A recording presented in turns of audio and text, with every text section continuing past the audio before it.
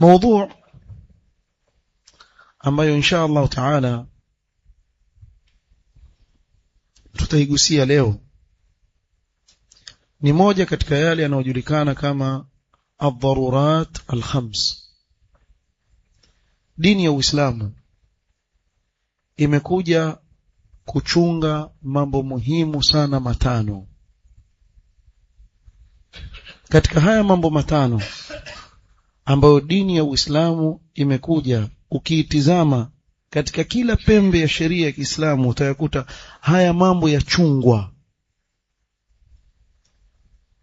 Hifdhu ad-din, kuihifadhi hii dini. Utakuta sheria ya Kiislamu ikija katika jambo la dini ya Kiislamu imeweka mikakati ya kuichunga hii dini. Kwa mfano, hairuhusiwi kwa mtu kuwa ameingia katika Uislamu kisha akatoka. Akirtadi na kutoka katika Uislamu, kuna hukumu amewekewa kisheria. Kwa nini? Ili isiwe dini ni kitu cha kuchezea. Wakati wote mtu yuingia, wakati wote mtu yuatoka. Huu ni mfano nakupa. Kadhalika hifdhu an-nafs.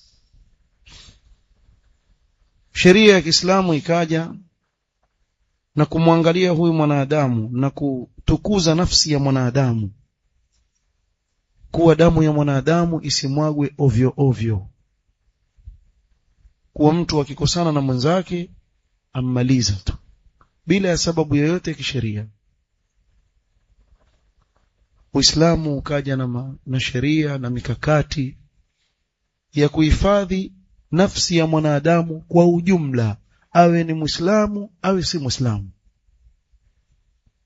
Uislamu ukaja na njia ya kuhifadhi asli ya nafsi ya mwanadamu, ikawa itakuwa ni yenye kuhifadhiwa. Na ndio ukaona mpaka ikifikia kwa yule asiyekuwa Muislamu, Mtume sallallahu alaihi wasallam akasema, man qatala muahadan lam yarih raihatal janna, atakayemuua asiyekuwa Muislamu ambaye aishi na ahadi na mkataba na Waislamu wa amani, huyu hataipata harufu ya pepo. Na huyu si Muislamu. Kif bil muslim? Uislamu ukaja ukahifadhi akili za wanadamu, ukaharamisha kila ambacho kitakuwa ni sababu ya kuiharibu akili ya mwanadamu. Na ndiyo maana ikawa pombe ni haramu, kwa sababu pombe ni sababu ya kuharibu akili ya mwanadamu.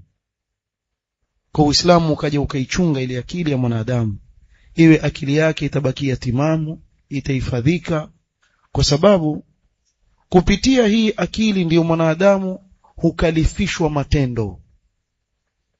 Kimaanisha kuwa anayekuwa mwenda wazimu haamrishwi kuswali, haamrishwi kufunga, anayeamrishwa ni yule aliye na akili timamu. Uislamu ukaja kuhifadhi an-nasl, kizazi, hifdhu an-nasl. Ukaharamisha jambo la zina, kwa sababu itapelekea kukoroga nasaba za watu.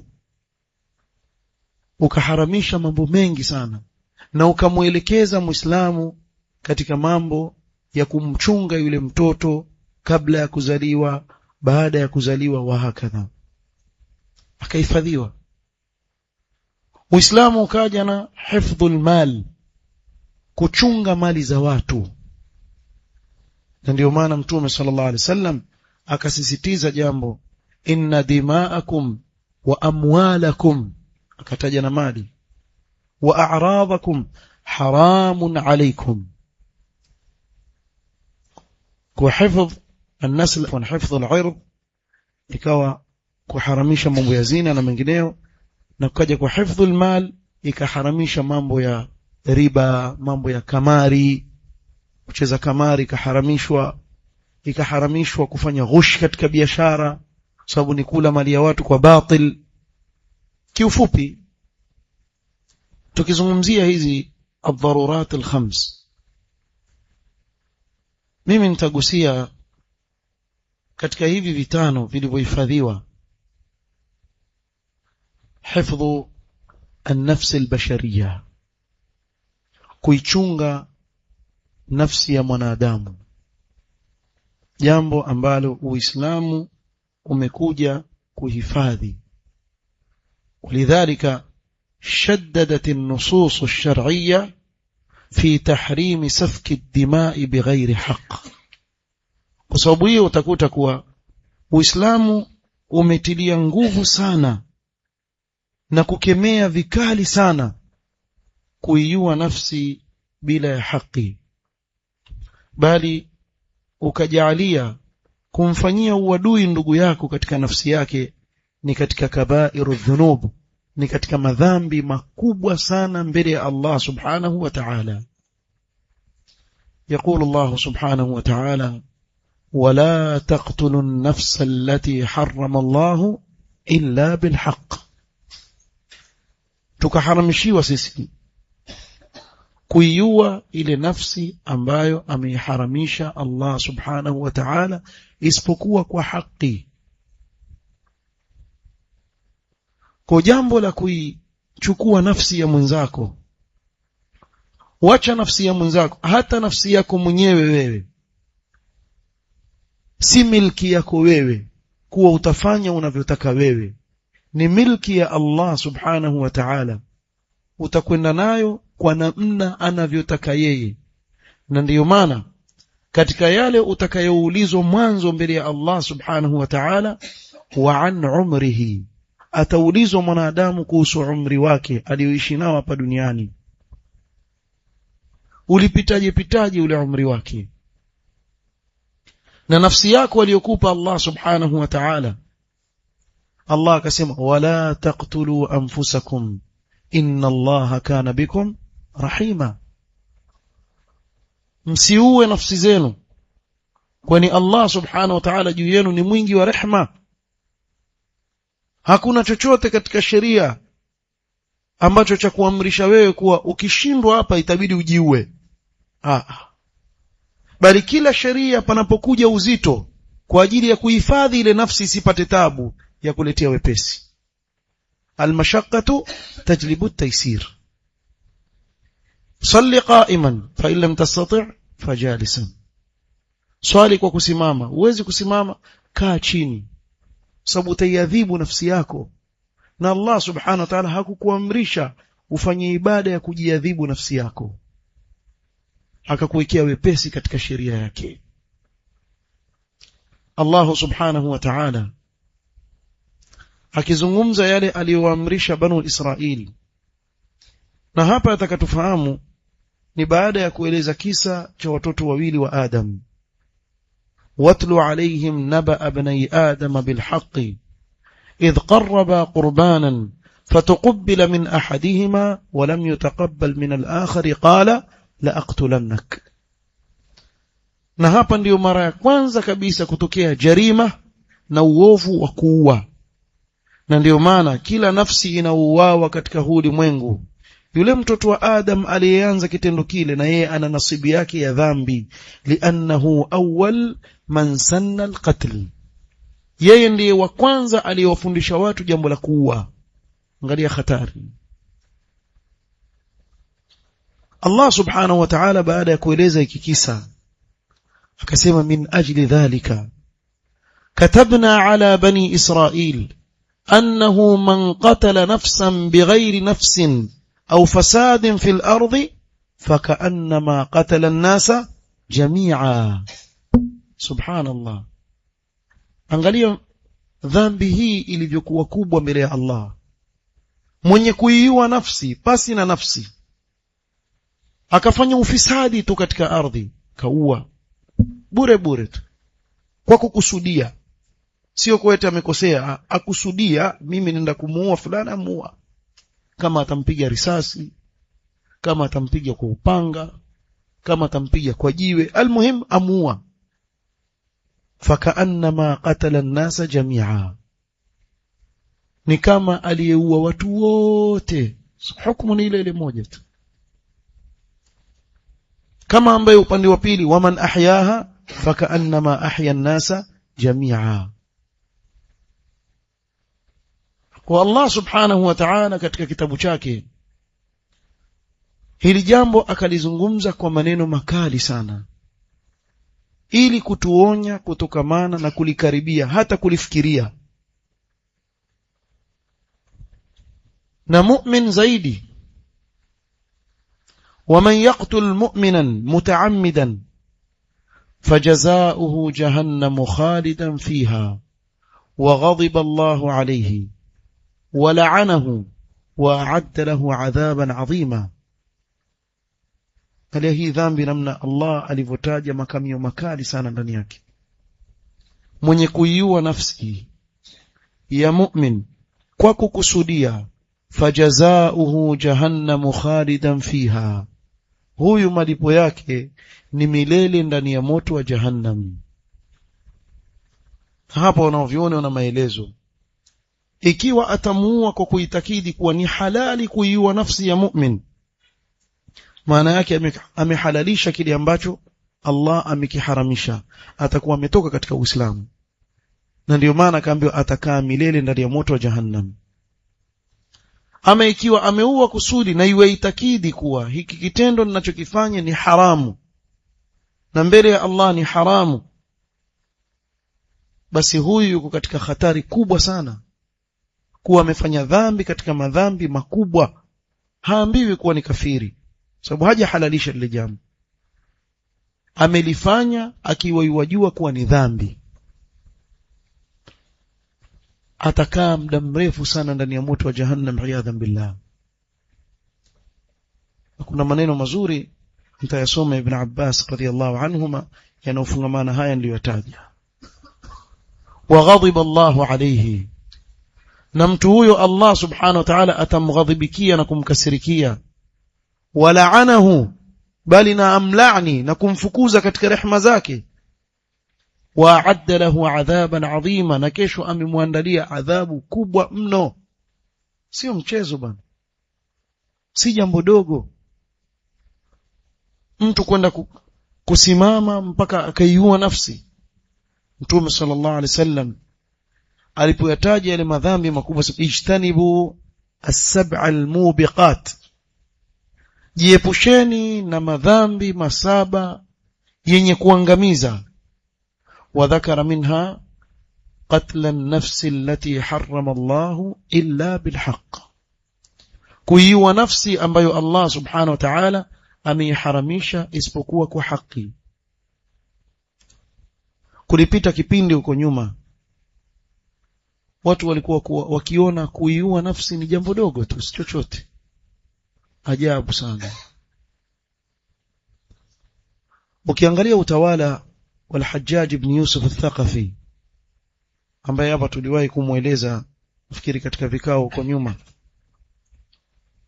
utakuta kuwa huyu bwana alikuwa akiua sana. Na subhanallah, mwanadamu akizoea hili jambo halioni chochote mbele yake. Wewe waweza kushangaa mtu ana ukatili wa hali ya juu namna hii. Kuna watu ni makatili, akishaanza wa kwanza wa pili, kwake yeye jambo la kuua ni jambo dogo sana, ana chochote. Kaua zaidi ya watu 120,000 mtu mmoja.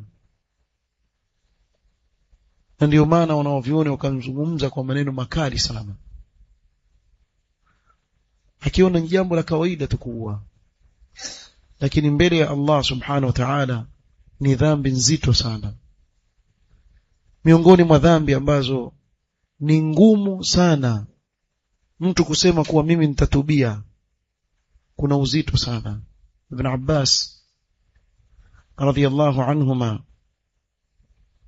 siku moja alikuwa amekaa na wanafunzi wake, fajaahu rajulun, ataahu rajulun faqal إني خطبت امرأة فأبت أن أتزوجها, nilikwenda nikamposa mwanamke akakataa mimi ni muoe. Mekuja kwa njia mzuri bwana, kumposa, kifika pale yule binti akakataa. Wa khatabaha ghairi, kisha akaenda mwingine kumposa yule mtoto wa kike, kutaka yeye kumuoa, sababu ile ashakataliwa. Fa ahabbat an yatazawajaha, yule binti akapendelea huyu mume ndio ninayemtaka anioe. Yule bwana asema faghirtu alaiha faqataltuha, na watu bwana, nikafanya wivu kweli kweli, nikamulia mbali yule mtoto wa kike. Si mimi nimemkosa, basi na yule pia atamkosa, akamuua. Akaja kwa Ibn Abbas akamuuliza, fahalli min tauba, na toba mimi hapa, naweza kutubia toba yangu ikakubaliwa? Hapa kuna faida mbili. Ya kwanza ni uzito wa jambo la kuua. Ya pili ni ukubwa wa thawabu za mtu kumfanyia wema mzazi wake, haswa mzazi mama. Ibn Abbas akamuuliza yule bwana, ummuka hayya, mama yako yuko hai wewe? Qala la. Yule bwana akamwambia la. قال تب إلى الله عز وجل وتقرب إليه ما استطعت, nenda katubie kwa Allah na ujikaribishe kwa Mola wako kwa kadri ya vile utakavyoweza. Fanya amali njema nyingi sana, nenda ukafanya amali na utubie kikweli kwa Allah subhanahu wa ta'ala. Yule bwana akaondoka. Qala Ata ibn Yasar rahimahullah, Ata ibn Yasar mwanafunzi ibn Abbas asema, fadhahabtu fasaltu ibn Abbas, nikaenda kwa ibn Abbas nikamuuliza, lima saaltahu an hayati ummihi, kwa nini umemuuliza yule bwana kuhusu uhai wa mama yake? Kwa nini hukumwambia chochote kingine katika amali njema? Umekwenda moja kwa moja kumuulizia kuhusu uhai wa mama yako, yuko hai, kwa nini? Qala ibn Abbas akasema, lianni la a'lamu amalan aqraba ila Allah azza wa jalla min birri alwalida, kwa sababu mimi sijui amali inaomkaribisha karibu zaidi mja na Mola wake kuliko kumfanyia wema mzazi mama. Ndiyo maana nikamuelekeza kuwa ende akamfanyie wema mama yake, huenda ikawa ni sababu ya yeye kusamehewa, lakini dhambi aliyoifanya ni kubwa mno. Na Ibn Abbas radhiyallahu anhuma ana kauli ya kwenda kuwa mwenye kuiua nafsi huenda isikubaliwe tauba yake mbele ya Allah subhanahu wa ta'ala. Na hili amelisema kwa sababu ya kutilia nguvu ule uharamu wa jambo la kuiua nafsi ambayo ameharamisha Allah subhanahu wa ta'ala. Alikuja bwana mmoja kwa sahaba Ibn Abbas radhiyallahu anhuma, faqala ya Abdullah ibn Abbas, jamaa alikuwa jasiri bwana, akamuita kwa jina lake, ya Abdullah ibn Abbas, ma tara fi rajulin qatala mu'minan mutaammidan, wasemaje wewe, hebu nipe fatwa ya mtu ambaye amemuua mu'min kwa kukusudia. Faqala jazaohu jahannamu khalidan fiha wa ghadiba Allahu alayhi wa la'anahu wa a'adda lahu 'adhaban 'azima. Akamjibu na aya kama alivyosema Allah subhanahu wa ta'ala. Qala fara'aita in taba wa 'amila salihan thumma ihtada, wa unaji akitubia akatenda mema kisha akafuata njia ya uongofu akaongoka. Qala ibn Abbas thakilathu ummuhu wa anna lahu at-taubatu wal huda, na amkose mama yake huyo, aipate wapi tauba na uongofu mtu kama huyo? Maneno makubwa. Walladhi nafsi biyadihi laqad sami'tu nabiyyakum sallallahu alayhi wasallam yaqul thakilathu ummuhu, wallahi na hapa nimemsikia mtume sallallahu alayhi wasallam akisema maneno haya, thakilathu ummuhu qatilu mu'minin mutaammidan جاء يوم القيامة آخذه بيمينه أو بشماله قاتل مؤمن متعمدا yule aliyemuua mu'min kwa kukusudia yule mu'min atakuja siku ya kiyama amshike mkono yule bwana aliyemuua asimame naye mbele ya arshi ya Allah subhanahu wa ta'ala qala yalzamuhu qatilahu biyadihi al-ukhra ona huko amemshika mkono alazimiane naye yaqulu ya rabbi sal hadha fima qatalani ya rabbi muulize huyu kwa nini aliniua mimi muulize ya rabbi nilimfanya nini huyu akaniua nilimfanyia kosa gani linalostahili mimi kuniua Ibn Abbas radhiyallahu anhuma alikuwa na maneno haya pia akitilia mkazo kwa sababu ilifikia wakati watu wakawa waona hili jambo la kuua ni sahali kwa mtu aweza tu kufanya kaona jambo dogo hasa sisi tuna hamasa kweli kweli angalia aizaiba mtu champali msikitini tupigwa kibano huyo mpaka ukashangaa si ajabu akachomwa na tairi akafunikwa na tairi katika mafuta ya taa akachomle mbali kwa nini anaiba viatu jamaa yani mtu akiiba viatu astahili kuuawa hata haja wachoma kisu kwa mfano amekuja ameiba kwa mfano nasema ameiba na bunduki na nini utasema huyu sasa amefika kiwango kikubwa sikwambii uende ukaibe viatu msikitini utakula makofi lakini nasema tu natoa mfano tu kule Mombasa na bwana mmoja akaiba akashikwa kaanza kulishwa pilipili mliona nyinyi ile video yule jamaa yuko paka leo siku hizi yuuza vitu vyake mwenyewe afanye uchuzi haibi tena sema wale waislamu walinitia adabu walinilisha pilipili kweli kweli apewa pilipili kula wala pilipili moja nimeona kwenye video yuwashwa yuwalia lakini wala pilipili afadhali wale wamlishe pilipili angalau ile kila pilipili atafanya adabu na wale fanya adabu kweli maana aliletewa pilipili nyekundu zile kalishwa aliwacha uwizi lakini kuna watu wafanya ghulu sallallahu alaihi wasallam jambo la kuiwa nafsi Mtume sallallahu alaihi wasallam akilizungumzia asema la yazalu almu'min fi fushatin min dinihi ma lam yusib daman haraman hata wacha mu'min kuwa na ukunjufu katika maisha yake aishi kwa raha na utulivu maadamu hajaigusa damu ya haramu anapoigusa damu ya haramu atapata dhiki sana na haswa akiwa mtu ni Muislamu wa kikweli hili jambo litamkera sana katika moyo wake hana raha nalo sababu litakuwa kila wakati likija lamtia huzuni kuwa amefanya kosa kubwa sana kwa mtu atakana achunge jambo alichunge kabisa na kuiua nafsi ambayo ni maasuma ni haramu kuiua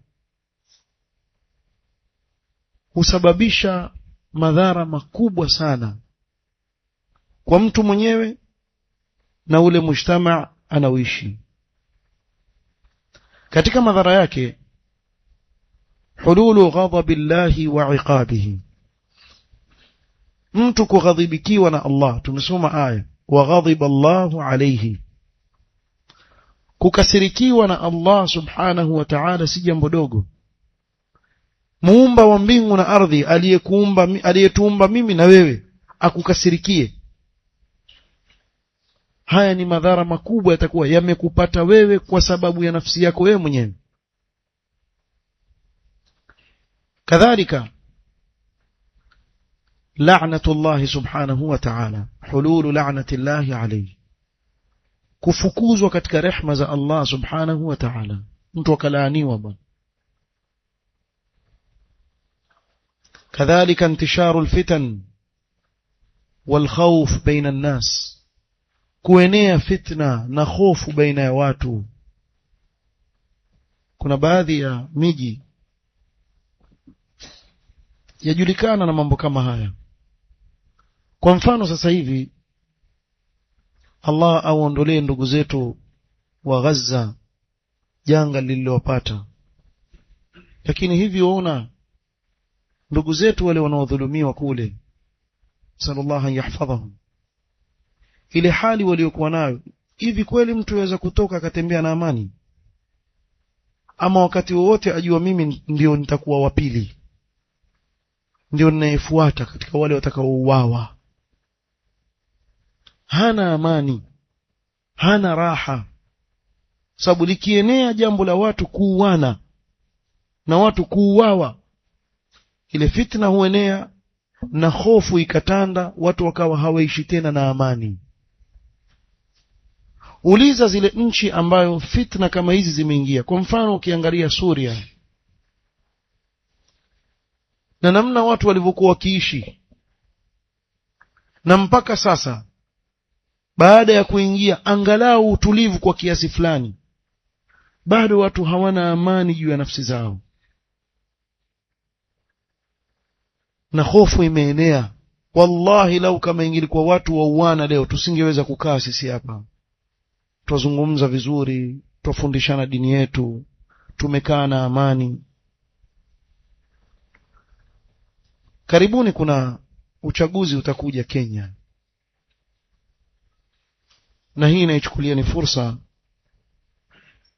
kuwanasihi ndugu zangu, tuchungeni sana kuchochewa katika kuiharibu amani katika nchi hii, sababu ile amani inapopotea kuna mambo mengi sana ya kidini mwanzo na ya kidunia katika maslaha yataharibika. Pamoja na kuwa mwanzo watu wana hamasa katika kuvunja amani. Sudan, ndugu zetu wa Sudan sasa hivi hali ilivyo, pamoja na kuwa ukiangalia vyombo vya habari haviangazii sana yale yanayotokea kule, lakini wallahi ni hali nzito sana walionayo kule. Kibinti tu kimoja, kijibinti kimoja hivi kilisimama kikajifanya chataka kuwakomboa watu wa Sudani, basi na vyombo vya habari vikamkuza, na kama kuambia ikiwa huyu binti amefanya hivi, nyi wanaume mko wapi? Watu wakatoka uwanjani, mabarabarani, lazima tupendue serikali. Wallahi watamani ile serikali walioipendua irudi, angalau waweze kukaa na amani kuliko ile hali waliokuwa nayo sasa. Damu za mwagwa ovyo ovyo, hakuna amani. Mtu amuua mwenzake hajui kwa nini amuua, amuua tu. Aweza kuingia ndani ya nyumba ya watu akaua wanawake, akaua watoto, akaua.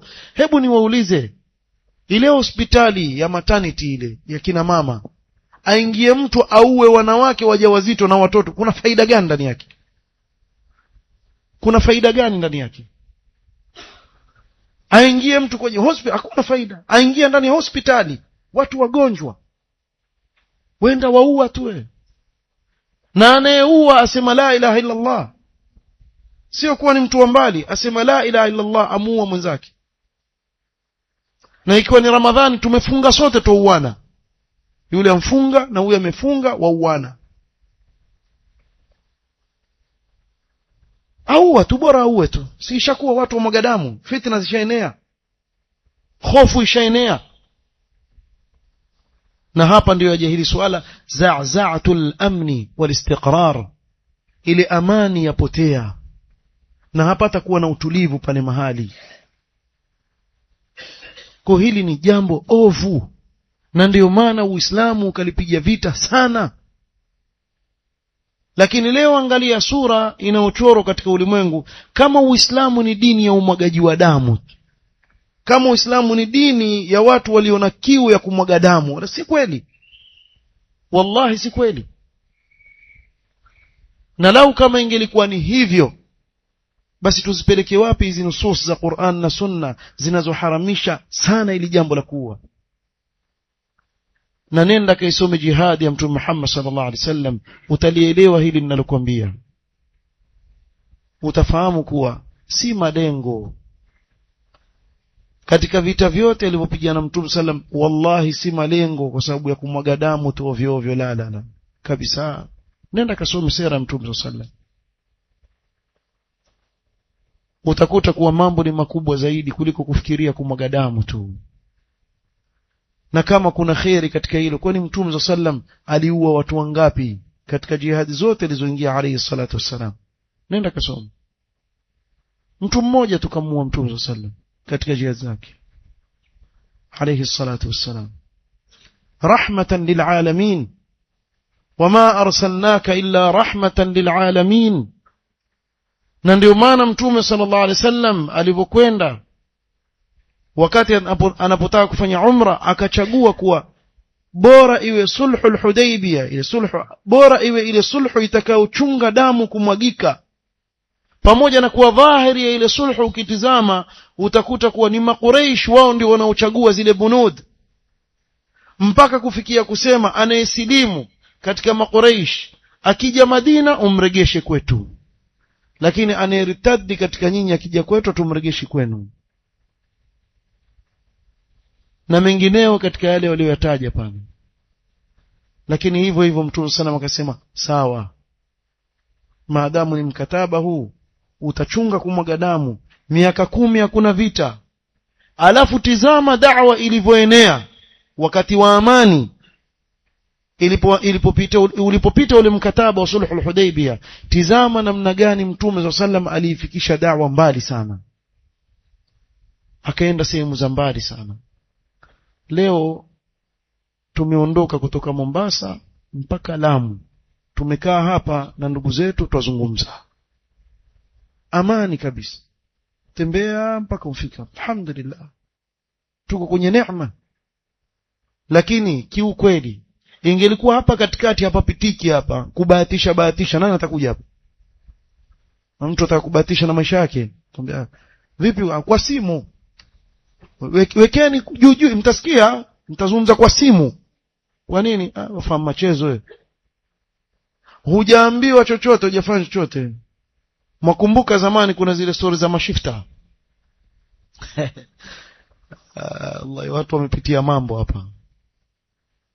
Hofu ikienea, wallahi hata da'wa haiwezi kuenea, sababu watu hawezi kwenda kuwafikishia watu khairi, hawezi kutoka sehemu moja kwenda nyingine.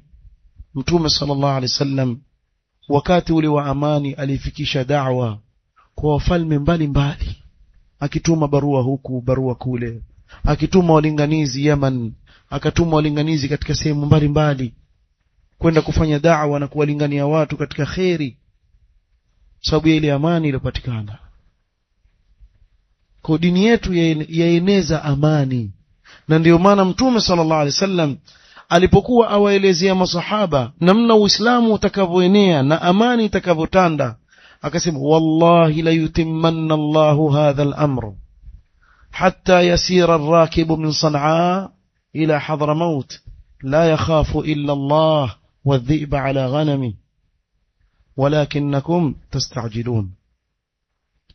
Kwa nini msafiri wasafiri kutoka San'a mpaka Hadramaut? Amani bwana. Sasa hivi nenda kule Yaman, kwa sababu ya kukosa amani na damu kumwagwa, nenda kutoka Sanaa hapa Hadramaut. Sasa nenda mwanzo unaenda wapi? Sanaa, alafu takwenda Hadramaut. Acha nitakwenda huko moja kwa moja, kuna ndege kufika huko, enda huko. Ya nini nenda katafute balaba? Najuaje katikati nani atanisimamisha kisha anifanye nini? Aogopa mtu kwenda. Hata wale watu wa hamasa, kuna watu hapa wana hamasa huku kwetu, lakini ukiwaambia sasa wale ndugu zetu wale kule waliozidiwa, waonaje wewe bwana, tuanza kuandika listi. Kuna mmoja kwenye maandamano. Kuna klipu umeona iko kwenye maandamano kuhusu mambo yanayofanyika Gaza. Yeye akataka kujua, mimi leo nitajaribu nani mkweli nani muongo katika maandamano. Sisi tunasema maandamano hayafai. Tunasema yule bwana alikuwa kwenye yale maandamano ameshika jifaili hivi. Ajaribu tu watu. Kisha ana mwenzake azunguka na video amvuta. Kisha wavuta wale wazee mmoja mmoja, njoo hapa. Ilikuwa tuandika listi, kuna basi laondoka lenda Gaza kwa vita. Tulikuwa tutaka kuandika jina lako. La. Si uko maandamanoni wewe? Hakuna mtu bwana yuenda kuitafuta vita, hakuna mtu enda kutafuta balaa bwana. Hakuna mtu yatamani balaa, usisikie. Wallahi, leo mmoja wenu akakosana na mke wake tu nyumbani, yale maneno atakayopewa atakuja msikitini hapa. Unkuja kutafuta nini hapa msikitini? Bwana natafuta amani yangu bwana. Hakuna vita, utafuta amani wewe. Nyumbani tu, nyumbani kwake ameudhiwa tu na mkewe, atafuta mahali pa kwenda. Na si ajabu akasafiri aswa. Safiri kutoka nchi moja kaenda nyingine. Natafuta amani bwana, sina utulivu wapi. Hakuna binadamu ambaye apende amani. Usije na hamasa zako hapo ukasema kuwa bwana nini bwana na ivunjike amani. Ya akhi, wewe hujui wewe natija yake. Akili yako ndogo wewe. Hujaona vita, hujaona umwagaji wa damu. Kwa hili jambo likakemewa kwa sababu ni sababu ya kuondoa amani katika mujtamaa. Sababu wewe ukiniulia mimi ndugu yangu, mimi siwezi kukubali. Na mimi pia nitakutafuta uliko, na mimi pia nikulipize. Nikikulipiza na yeye na ndugu yake mwingine atasema na mimi pia huyu ameniulia ndugu yangu na mimi namlipiza. Kwa hiyo haya mambo yataendelea hivyo hivyo. Na ndiyo maana sheria ikaweka mikakati mpaka katika hili jambo la anayeua afanywe nini. Kwa nini? Ili kuzuia hili jambo lisiendelee. Walakum fil qisasi hayatun ya ulil albab. Uhai wapatikana vipi? Sababu anayeua na yeye auawa, basi yaishi hapa hapa, isiyo mwingine na mwingine na mwingine. Kwa andhulumiwa ndiyo, basi sheria yaingia pale, yampa haki yake yule aliyedhulumiwa. Mamlaka kule Saudia, wewe tukane ile nchi paka uchoke. Lakini nakwambia hivi, ukiua kule na wewe pia utauawa, utawachwa. Ukiua na wewe utauawa. Sheria ya Allah subhanahu wa ta'ala. Sasa niambie wauawa vipi? Kuna msikiti kule Jeddah pale na sehemu nyinginezo katika miji ya mamlaka, nje kuna uwanja. Mshaswali pale kwenye msikiti ule Ijumaa hivi, kama leo liko Ijumaa, Waislamu mwalikwa kutasimamishwa hadi leo. Sawa, inshallah Allah akikujalia ukiwa umekwenda kule umra manini ukasikia, nenda wewe pia unaalikwa. Waalikwa Waislamu leo kwa lipizwa kisasi, kuna mtu ameua. Sasa mkienda pale wamekusanyika watu wengi, mwaikewa sehemu ya kusimama, muangalia, mshuhudilie kuwa ile haki isimamishwa na yule aliyeuawa na yeye pia haki yake imelipwa. Msidanganywe ati yule mwenye kukata kichwa ati akikata kichwa wabebwa yuaruko na kichwa, haruku na kichwa wala nini, yuaje yuko kazini kama kondakta wa matatu. Hana wasiwasi. Yuko kazini, hajafanya dhambi. Yusimamisha sheria ya Allah subhanahu wa ta'ala. Wala hana dhiki yoyote. Usidanganywe atakifika nyumbani sijui halali la yuanwa soda zake na biriani ana babari. Yuko kazini yeye. Wallahi kwake baridi kabisa. Aekwa pale yule mtu asomewa makosa yake kuwa huyu ameua tarehe fulani nini, na hii ni baada ya uchunguzi kufanyika mpaka ikahakikishwa kuwa ni yeye alifanya lile jinai. Kwa hivyo leo alipizwa kisasi. Kwa hivyo kile kichwa chaekwa pale, kisha yule jamaa yuaje na upanga wake. Mwamuona tu hivi. Si ati wajiziba uso na ya nini? Waje kutekeleza haki. Wallahi ule upanga kama kijembe. Weka kichwa hivi, hakati kwa hapa, kwa nyuma huko. Mara moja. Wajua habhab. Waliita nini? Watermelon. Tikiti maji. lile bichwa laanguka kama tikiti maji bwana. Wallahi nakuapia, ukiona hicho kitu na ile damu inavuruka, utatia mkono mfukoni, waogopa hata kumgusa yule aliyeko ubavuni, sije nikamuua huyu na mimi nikapelekwa. Wallahi utaingiwa na hofu wewe, wallahi alazim. Na kama hujawahi kuona, weweza usilale wewe, kila ukilala sije kama mimi tu, waweza kuota wafukuza kichwa chako. Yani hulali kwa nini? Kwa sababu kile kitendo ulichokiona kilichofanyika pale si kidogo.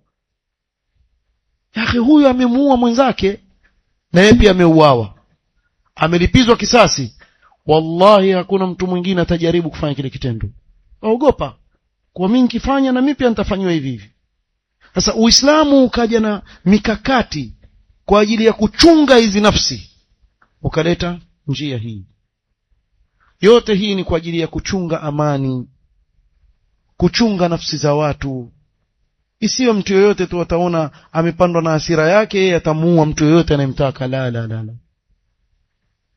Sheria imeweka mikakati tena migumu sana kwa ajili ya kuhifadhi nafsi ya mwanadamu. Katika balaa zinazotokea ndani ya jarimat al-qatl, tafakkuk al-mujtama' wa intisharu al-ahqadi. Mujtama' kuchanika, watu wakawa wachukiana na kuanza visasi baina yao. Mambo haya yakaenea mpaka ikawa watu hawaishi na raha. Kuna watu watagura miji. Sababu nini? Sababu ni kuiua nafsi bila ya haki. Kwa nini ufanye litendo? Kwa ni kitendo kiovu sana. Kwa sababu hiyo Uislamu ukawa ni wenye kuweka sheria ngumu sana kwa yule anayeua, ili kuihifadhi nafsi, ili mtu ajichunge na jambo la kuua. Na kama nilivyotaja mwanzo, nafsi yahifadhiwa iwe ya mtu yoyote, awe ni Muislamu awe si Muislamu. Si sawa kuimwaga damu ya mtu yoyote pasi na haki. Na ndio maana tukafundishwa mpaka jirani yako akiwa si Muislamu ana haki ya ujirani. Lakini kuna watu akili zao ndogo, kwambia jirani yako mgotee mlango, akifungua mpige nyundo ya kichwa. Sasa ni ujirani wa aina gani? Ni ujirani wa aina gani huo? Bali Muislamu atakikana pale anapoishi aishi na amani, awe ni mfano mzuri ambao utawaathiri watu. Watu wengine huwaathiri wasiokuwa Waislamu mpaka wakasilimu kwa sababu ya tabia zao nzuri na miamala mizuri waliokuwa nayo. Lakini hili hata kuwa nalo isipokuwa yule ambaye ameusoma Uislamu wake akauelewa, akajua kuwa Uislamu umuelekeza katika jambo gani. Ikhwani, Mtume sallallahu alaihi wasallam katika kulitilia uzito hili jambo la kuua kuwa si dogo, katika hadithi ya Abdullah ibn Umar radhiyallahu anhuma قال رسول الله صلى الله عليه وسلم لزوال الدنيا أهون عند الله من قتل رجل مسلم. Mtume sallallahu alaihi wasallam asema, hii dunia yote kuondoka ikaangamia, hii dunia yote ni jambo jepesi mbele ya Allah subhanahu wa ta'ala kuliko kuiua nafsi ya Muislamu, kuliko kumuua Muislamu. Kwa sababu heshima ya nafsi yake ni kubwa mno, na Uislamu umekuja kuichunga. Kwa hivyo na sisi leo tuchunge ili jambo. Kwa nini iwe sisi ambao dini yetu yatuambia maneno kama haya, kisha iwe katika mujtama ambao tuko sisi mambo kama haya yafanyika? Kwa nini wewe, wakati dini yetu ina mwelekezo yatuelekeza katika kila jambo katika maisha yetu? Wallahi yashangaza sana.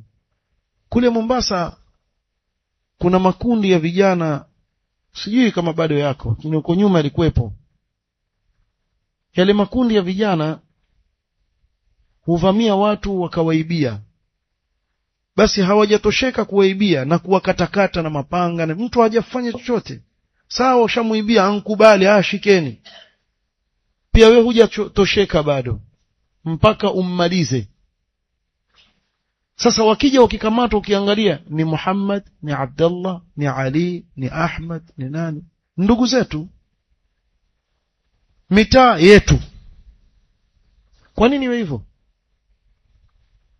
Yani lau kama hili lingefanyika kwa watu wengine, tungesema kuwa hawa hawana dini inaowaongoza, inaoelekeza katika kheri. Kwa nini iwe baina ya watu ambao wana muongozo katika dunia yao na dini yao, hiyo wataingia katika jarima na uovu mkubwa kama huu? Wallahi mambo ya kusikitisha na kushangaza sana. Mara wasikia kundi hili la vijana lina kisasi na kundi hili la vijana wa mtaa fulani. Muda si kitambo ilikuwa iko kule kwetu. Shawasikia kundi sijui la nani limevamia kundi la fulani mtaa fulani. Kisha kesho wale sasa wakusanyana. Jamaa jamaa atwendeni. Basi. Kisha wajivuta kwenye mavideo na mapanga na nini, wanoa ile mapanga yao kwa faida gani? Kuna kipi kikubwa mnachokipata nyuma ya haya mnaoyafanya vijana?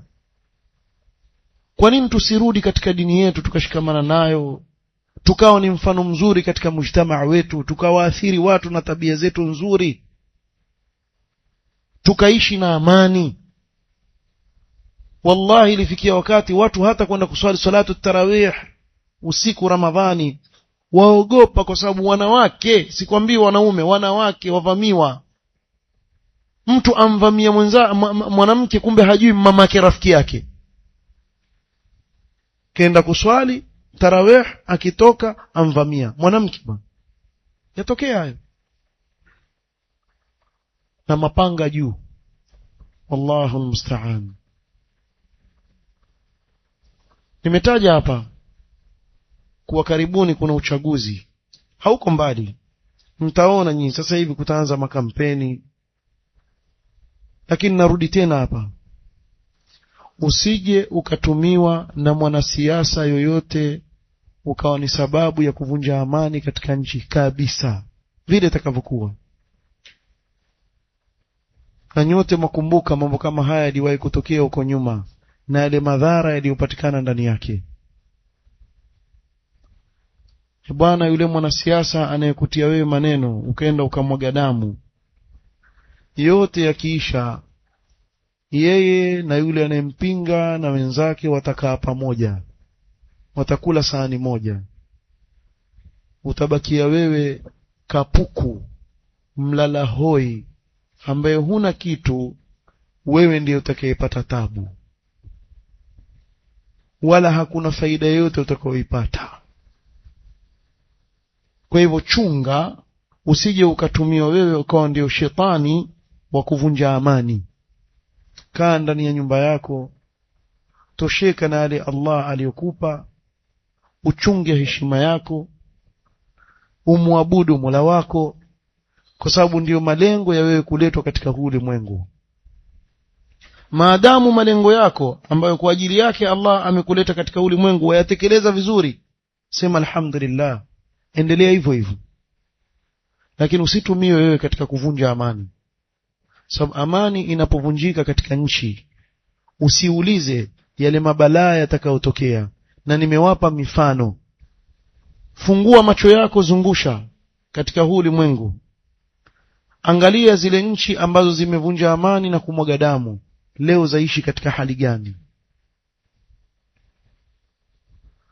Somalia ilianguka lini? Umri. Nyinyi kumbuka nchi ilipoanguka, ndugu zetu walivyokuwa wakikimbia wakija hivi kwa wingi sana. Mkumbuka vizuri sana. Hata hao wazee wetu ambao wako hapa wakati ule walikuwa ni vijana, si wazee. Mkumbuka vizuri sana.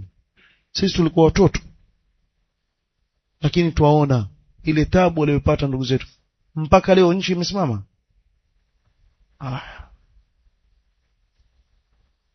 Uonaje Libya? Mtu wa sehemu moja asema natamani wakati wa dhulma yule kiongozi naweza kula mkate na amani. Sasa hivi kwa ile hofu hata mkate nataka kuula pia naogopa. Mtoto amuuliza mzazi wake kwa njaa iliyompata, mtu akifa yuenda peponi? Amuuliza mtoto, amuuliza mzazi wake. Wallahi kuna clip mtoto amuuliza mzazi wake, mtu akifa yuenda peponi? Peponi kuna mkate? Amwambia sema natamani nife basi niende peponi nikale mkate. Sababu hakuna amani, hakuna chakula, hakuna raha. Uliza Yaman na madhila watu wanaofanyiwa na Rafidha, hasa katika shamali Yaman, watu hawana raha. Mara tu waje kusikia kumegotewa kwenye mlango wenu, wabebwa, hujui umebebwa kwa lipi, ndio ukienda ndio salamu alaykum ma'a salama, arudi tena. Uliza Iraq na watu wanavyoishi kwa kukosa amani. Kuna kijiji katika nchi ya Iraq wamechukuliwa wanaume wote, hakubakishwa hata mwanamume mmoja, mmebakia wanawake tu. Wote wamesafishwa, hawajui wako wapi. Wale kina mama wamejitokeza, wazungumza na vyombo vya habari, wasema hatujui waume zetu na watoto wetu wa kiume mpelekwa wapi. Miaka imebaki mji mzima waishi wanawake watupu, hakuna mwanamume hata mmoja. Jamaa wamebebwa wote, waliokuwemo na wasokuwemo, wakafia kwa wote kwa kukosekana amani. Sababu kuiua nafsi iliyoharamishwa na Allah subhanahu wa ta'ala. Na hivyo hivyo ukizungusha macho yako wewe utakuta kuwa nchi mbalimbali watu wamekosa amani, hawana raha. Je, hili jambo wewe walitaka pale unapoishi? Mtume sallallahu alaihi wasallam asema man asbaha minkum, yoyote atakayepambaukiwa na asubuhi kati yenu nyinyi, aminan fi sirbihi, ana amani katika sehemu anaoishi na jamaa zake, kuna amani kabisa. Muafan fi jasadihi, Allah amempa afya katika mwili wake, hana maradhi, mzima alhamdulillah. Walahu qutu yawmihi, na ana chakula cha kumtosheleza siku ile tu. Fakaannama hizat lahu dunya, huyu ni kana kwamba amekusanywa dunia yote akapewa yeye. Kuna nini zaidi ya hivyo? Una amani, una afya na una riziki yako ya siku ile. Wataka nini zaidi ya hivyo? Kwa nini uende ukaivunja amani? Kwa nini utumiwe na mtu kwenda kuvunja amani? Mliyaona yaliyotokea Rwanda, watu wakati wa maneno makabila mawili wakaanza kuuana. Natija yake ilikuwa nini? Hebu leo wewe nenda kule Rwanda ukajidai wataje ukabila wewe. Hawataki wale jamaa kusikia habari hizo kabisa, kwa sababu washaonja ile athari mbaya ya watu kumwaga damu. Hili jambo ni ovu jamani, si jambo zuri. Naona muda wasonga, na nafikiri haya niliyozungumza yaingia akilini kwa mtu ambaye ataweka kando hamasa, awache sheria ya Allah subhanahu wa ta'ala imhukumu. Hili jambo halina khairi ndani yake, jambo la umwagaji wa damu, na hakuna asiyejua kuwa halina khairi. Kila mmoja ajua kuwa halina khairi, halina faida yoyote ndani yake. Lakini kwa nini basi tuangukie ndani yake? Kwa nini hatusemi kuwa tosha, hapa ilipofikia tosha jamani, tosha? Watu waishi kwa uzuri, yule aliyedhulumiwa apewe haki yake basi. Kwa hivyo Uislamu ukatilia mkazo sana jambo hili, na salafu salih ridwanullahi ta'ala alayhim jambo hili pia wakalihimiza sana, na mtu kuchunga kuimwaga damu ambayo ameharamisha Allah subhanahu wa ta'ala. Na ukiangalia mpaka katika yale watakao hukumiwa baina yao watu siku ya kiyama, Mtume sallallahu alaihi wasallam asema awwalu ma yuqda baina an-nas yawm al-qiyamah fi ad-dima, jambo la kwanza kabisa ambalo watu watapitishiwa hukumu baina yao siku ya kiyama ni damu. Ad-dima. Sasa ikiwa wewe ulimwaga damu bila ya haki, utasalimika vipi siku ya kiyama?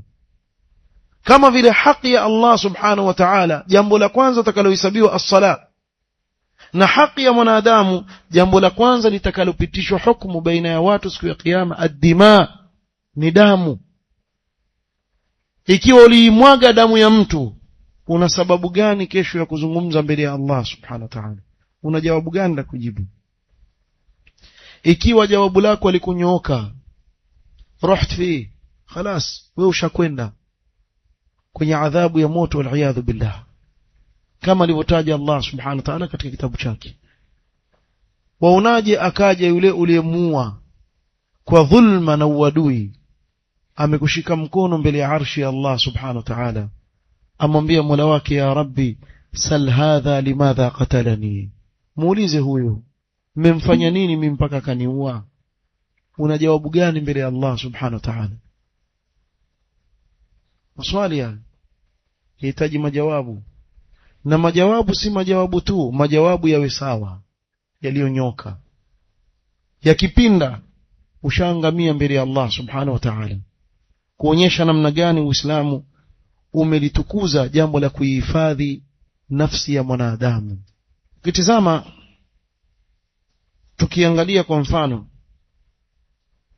Uislamu ulivyoweka mikakati ya kuihifadhi nafsi ya mwanadamu, utakuta kuwa mpaka imefikia katika kuchunga utukufu wa nafsi ya mwanadamu, Uislamu umekataza hata kumtusi, kumtukana Muislamu, kumsengenya Muislamu, kuonyesha ule utukufu wa nafsi ya huyu mwanadamu. Mpaka ikafikia kuwa Allah ameharamisha mambo haya. Inna Allah harrama alaykum dima'akum wa amwalakum wa a'radakum ka hurmati yawmikum hadha fi shahrikum hadha fi baladikum hadha. Mpaka heshima hufai kumvunjia Muislamu. Sasa ikiwa heshima yake hufai kumvunjia, vipi damu yake kuimwaga? Kwa Uislamu katika kuitukuza ile nafsi ya mwanadamu umefikia mpaka kuharamisha mtu asimtukane mwenzake, asimsengenye mwenzake, asimsingizie mwenzake maovu kama vile uchafu wa zina, qadhf na mengineo. Kadhalika Uislamu katika kuichunga na kuitukuza nafsi ya mwanadamu, harrama al-islamu qatla an-nafsi, ukaharamisha ili jambo la kuiua nafsi, hata ikifikia kuwa mtu ajiua nafsi yake. Si mimi mwenyewe bwana, najiua mwenyewe bwana, pia wewe umekatazwa. Bali ikatajwa adhabu kali kwa yoyote ambaye atajiua nafsi yake, mpaka Mtume sallallahu alaihi wasallam kufikia kusema kuwa anayejiua na kile atakachojiua nacho ataadhibiwa nacho ndani ya moto wa Jahannam. Ikiwa ulipanda juu ukaruka mpaka chini, ndani ya moto wa Jahannam utakuwa warushwa, warejeshwa tena ndani ya moto wa Jahannam, iyadhan billah. Ikiwa ulitumia kisu kujiua, utapewa mfano wa hicho kisu, uwe wajidunga ndani ya moto wa Jahannam huku wachomwa na moto, iyadhan billah. Sasa ikiwa mtu nafsi yake mwenyewe hana uhuru wa kuiua, vipi nafsi ya mwenzake? Uislamu umewajibisha jambo la qisas fi al-qatl al-amd, kwa yule anayeua kwa kukusudia alipo kisasi. Wadiyatu wal kafara fi al-qatl al-khata, na ikiwa mtu amekosea ameua pasi na kukusudia, akaekewa lazima alipe pesa ya damu. Kwa nini? Yote haya ni katika hali ya kuichunga nafsi na kuitukuza nafsi ya mwanadamu. Kadhalika tizama, Uislamu umemwajibishia Muislamu ajiokoe mpaka nafsi yake ikiwa atakuja yeyote atakayetaka kumuua. Mtume sallallahu alaihi wasallam akasema man qutila duna nafsihi fahuwa shahid. Akaja mtu ataka kumuua, akajaribu kujihami nafsi yake ili asiuawe, ikiwa atamuua yule aliyekuja kumuua, Uislamu haumtii makosani. Kaja mwenyewe ataka kumuua bwana, yeye amejihami nafsi yake, ndio maana ikamfikishia yeye kufikia mpaka kukuua. Kaja yeye na panga atakupiga nalo la kichwa, katika kujihifadhi ukiminyana naye hivi ukamwangusha katika sehemu pengine iko juu mpaka chini, akianguka kapiga kichwa na chini akafa yeye, na watu walikuwa muona wazi yule bwana alikuwa yuaja kumuua mwenzake. Damu yake huyo imekwenda bure, sababu yeye ndiye aliyekuja ataka kumuua mwenzake, na Uislamu umemwajibishia Muislamu kujitetea nafsi yake. Uislamu hakukwambia kuwa akija yule ataka kukuua basi na wewe mwekee kichwa vizuri ili akuue. Jitetee. Uislamu umekupa ruhusa wewe kujitetea, usikubali nafsi yako ichukuliwe hivi. Na ndio maana ukaona Musa alayhi salatu wassalam fi sahih fi alhadith athabiti, alipokuja mara ya kwanza malakul maut kutaka kuichukua roho yake, hakuja kama kuwa ni malakul maut. Musa kampiga ngumi mpaka kamngoa jicho chini. Malakul maut akaondoka, akaenda kwa Mola wake, ya Rabbi arsaltani ila abdin la yuridu almaut, umenituma kwa mja hataki mauti. Faradda Allahu ilayhi ainahu, Allah akamrejeshia jicho lake, kisha akamwambia nenda kamwambie Musa yadha'u yadahu ala matni ath-thawr, wal hadith fi sahih, mwambie aweke mkono wake katika maungo ya ng'ombe, kwa kila nywele atakayoigusa nitampa mwaka aishi. Akaenda malakul maut akamwambia Musa, mimi ni malakul maut, sasa amekuja kama malakul maut. Allah akwambia uweke mkono wako katika maungo ya ng'ombe, kwa kiasi ya zile nywele utakazozishika atakupa mwaka mmoja katika kila siku. Qala thumma madha, kisha nini baada ya hapo? Qala thumma almaut. Qala fal'an, ikiwa mwisho nitakufa basi na nife sasa. Akamwomba Allah amfishe karibu na al-ardh al-muqaddasa alayhi salatu wassalam. Hakukubali mwanzo. Kwa nini alimpiga malakul maut mwanzo? Hakujua ni malakul maut, alijua ni mtu amekuja ataka kuniua. Hawezi kukubali. Na nyote mwajua Musa alivyokuwa na nguvu. Malakul maut kupigwa kutolewa jicho si wa kwanza. Kule aliyepigana na yule Israeli akamtaka msaada Musa alayhi salatu wassalam, kampiga mara moja tu. Kile alichompiga ni ngumi, ni kofi, yule bwana paka pale. Fawakazahu Musa faqadha alayhi, mara moja kampiga moja akafa pale pale. Na hapa hakukusudia. Lakini nasema wakati mwingine aweza kuja mtu ataka kukuua wewe, kaja na bunduki ama ni kumbe na maradhi ya moyo, kampiga ngumi ya kifua hivi mara kuflia mbali. Uliambiwa uje na bunduki yako kuua watu, kumbe ukiguswa tu. Kuna wengine maskini yatembea na betri ya moyo kisha atakuwa wenzake, yule jamaa kishika ile betri akitoa hivi wasaki vile vile hawezi kutembea tena, sema wenyewe. Si ndio hivyo kweli? Lakini Allah yeye mwenyewe atembea na mabetri, kisha kabeba bunduki ataka kumuua mwenzake. Yule mwenzake akamfinya mahali vile betri ikasimama, ankufa. Amuua wapi na ankuja mwenyewe ataka kumuua? Yanjitetea nafsi yake. Kwa Uislamu hautaki wewe ukubali nafsi yako ichukuliwe ovyo ovyo. Jitetee. Na yeyote anayetaka kuja kukupata kwa madhara kwa familia yako, waman qutila duna irdi fahuwa shahid. Hama ni Mtume sallallahu alaihi wasallam.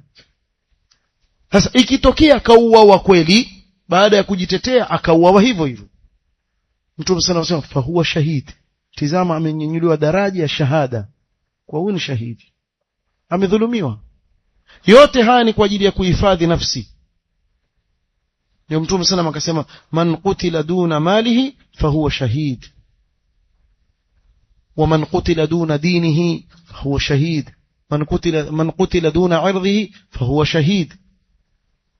Uislamu haukufundishi wewe kuwa wakubali tu wewe kudhulumiwa. Sawa bwana, wallah bwana, takudunga kisu wewe, wallah bwana, takudunga kisu alafu mimi nikae tu hivi. Yani wewe wanidunga waniua mimi nakuangalia. Akija mtu atakudunga kisu, kama aweza kukimbia tifua mbio, pia ni namna ya kujisaidia.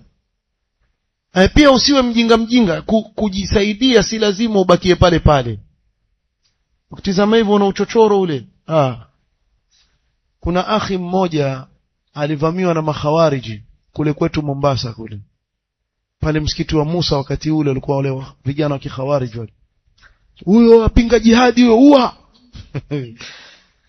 Jamaa kaanza kutolewa mbio bwana, kama mwizi. Basi akapiga uchochoro, na yeye alikuwa ni mgeni kule. Kumbe ule uchochoro kule mwisho kuna ukuta.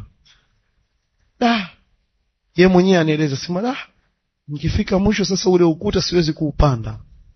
Asema niliwageukia wale jamaa, nikaanza kuja mbio mpaka leo akashtuka, mbona yaja mbio huyo? Unajua wengine wewe washangaa, yule mtu yatakana yeye akukimbia lakini yeye ndio yakufuata. Sasa asema sijui niligeuka vipi, ile roho yangu kama simba vile nikatoka mbio mpaka wale jamaa wakanipisha njia. Kwani waliniona tena? Na asema mmekatika mguu na kigai, viatu sijui mmeviacha wapi, wala sikuona damu yatoka mguuni, wala sikujijua. Nikifika huko nyumbani nikikaa, jamaa uliza nini, ngoja mvute pumzi ziko juu. Nafsi bwana, kama waweza kuiokoa nafsi yako kukimbia, kimbia, sibaki pale ukauawa. Amekuja mtu ataka kukuua, umepata nafasi ya kukimbia, kimbia. Ikiwa huna nafasi ya kukimbia, sasa yabidi ujitetee. Jitetee nafsi yako. Sheria imefikia mpaka kukuambia ujitetee nafsi yako. Usikubali mtu achukue nafsi yako. Kwa nini? Kuiheshimu ile nafsi ya mwanadamu. Una wakati umefika, na maudhui nafikiri mmeiwasilisha, itakuwa imeeleweka. Hivyo nitasimamia hapa. Subhanakallahumma hamdik, ashhadu an la ilaha illa anta astaghfiruka wa atubu ilaik.